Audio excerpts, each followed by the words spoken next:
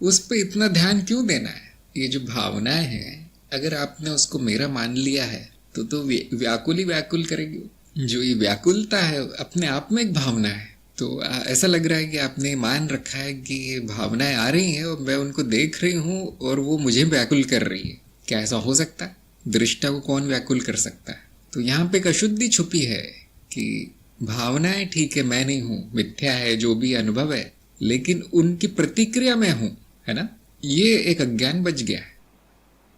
देखिए, चित्त में जो भी उठता है सारी की सारी परतें प्रतिक्रिया करती है। मान लीजिए आपके शरीर में दर्द उठता है तो आप देख पाएंगे कि एक डर का भाव आ जाएगा, फिर थोड़ी सी बेचैनी आ जाएगी कि ये क्यों हो रहा है शरीर में। बुद्धि काम करना बंद कर देती है असल में, दर्द होता है बहुत तो। और इस तरह से सभी परतें जो है, आप कर्म करना बंद कर देंगे और घर के अंदर बैठ जाएंगे, सभी परतें आहत होती है उस छोटे से दर्द से, छोटा बड़ा जैसा भी है।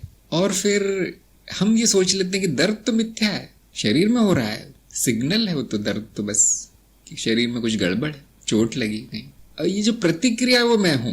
बहुत लोग ऐसे सोचते हैं, अरे मेरा तो मूड ही खराब हो गया सारा, ये दर्द हो रहा है मेरे शरीर में, आज कुछ भी नहीं कर पाया। ये चेतना में कह रहा है व्यक्ति, बोलता है मैं चेतना में हूं। ये कैसी चेतना है? दर्द को मिथ्या मान लिया है, समझ लिया, हाँ ठीक है, लेकिन उसकी जो प्रतिक्रिया हो रही है बाकी परतों में, वो भी तो अनुभव है, वो भी तो मैं नहीं हूं, वो भी तो मेरा नहीं है। तो कितनी भी भावना आ जाए, कितनी व्याकुलता आ जाए, वो कुछ भी मेरा नहीं है। इस तरह से आपको दूरी बना लेनी है उनसे।